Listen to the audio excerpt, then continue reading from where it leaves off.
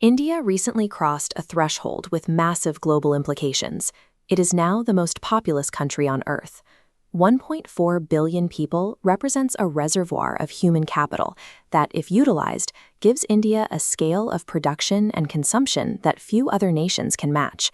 And the single most important segment of this population isn't the total count, it is the youth. Simply having a massive population doesn't make a country an economic superpower. Success depends on the ratio of working-age people to non-working dependents. Economists call this a demographic dividend, a rare, temporary state where the active workforce outnumbers the very young and the very old. This chart shows the population pyramids of traditional economic heavyweights like Japan, the US, and China. They are increasingly top-heavy. Their workforces are shrinking while their aging populations require more care and resources. India's pyramid shows the opposite. It has a wide base, meaning millions of young people are entering their most productive years right now. But this advantage has an expiration date.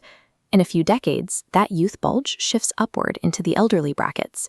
UN data suggests India has roughly 15 to 30 years before its population also begins to age out. This creates a race against time. India must transform its raw youth potential into actual wealth before the window closes. To capture that wealth, India is building a processing pipeline. This is the vast network of schools and training centers required to prepare millions of youth for the workforce every single year. At the top tier, the supply side is active. India is producing a large volume of elite STEM graduates ready for the global tech economy. At the grassroots level, the Ministry of Skill Development has launched nationwide programs to provide specialized technical instruction to the broader population. These programs aim to standardize trade skills, feeding a mass manufacturing base that can employ millions of workers moving off the farm. However, building the pipeline is only the first step. Simply training workers does not guarantee the economy has the capacity to absorb them. This is where the friction starts. India's GDP is growing, but job creation is struggling to keep pace with the millions of young people looking for work. Data from the Center for Monitoring Indian Economy highlights a gap in the quality of available jobs. Many highly skilled graduates are struggling to find formal employment that actually matches their training. There is also a larger systemic bottleneck, the low participation of women in the workforce. This chart illustrates the gap. World Bank data shows India's female labor force participation is at roughly 32%. To unlock the full demographic dividend, economists project that number needs to reach 50%. Pulling more women into the modern service and manufacturing sectors is a primary economic necessity.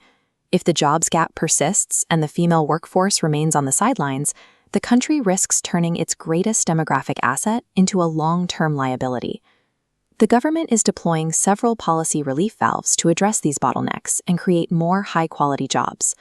Incentives for manufacturing are targeting global supply chains, encouraging companies to set up massive domestic electronics assembly lines. At the same time, digital infrastructure and mobile finance are acting as force multipliers, bringing millions of informal workers into the formal economy. To ensure these new products have buyers, India is securing free trade agreements to lower barriers for Indian goods in global markets. These policies are the mechanisms intended to convert trained human capital into tangible economic output. All of these efforts are racing towards a specific deadline, Viksit Bharat, the goal of becoming a fully developed economy by the 2047 centennial. This chart plots the path.